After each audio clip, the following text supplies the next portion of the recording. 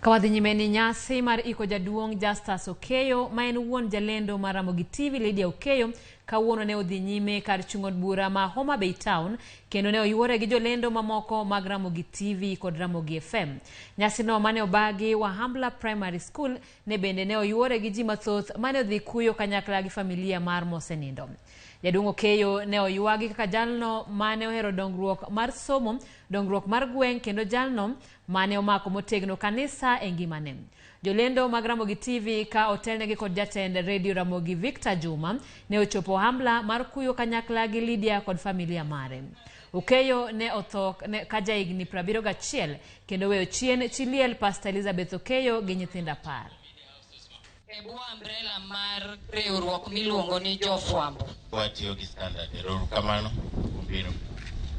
Jaduong higni 71 duto notiyo maber, notiyo ne ruoth. Ma en famili moketo siro maduong' ne tiyo ne ruoth. Wuodhni en wuoth ma ji nitiere duto, ng'ama telo waseneno, ng'ama biro chien ema ok wang'eyo. To gima nitie ni waduto wakale yorni.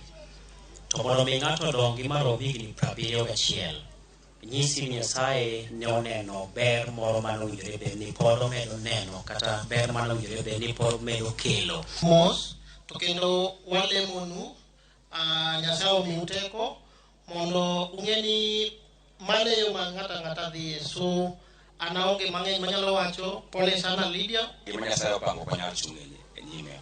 Koro jaluong ni gi kwe, wakwayo ne familia gibed gi kwe, Nyasaye ni kodgi. Endo aneno malit ahinya ka jaduong wako tarik 13 dwe mokalo to achiel kuom osiepe manowena mondo watem dhirogo weche manotimo bende koro luwo bang'e. En mos makende kendo ne Lydia kaachiel kod team mar family.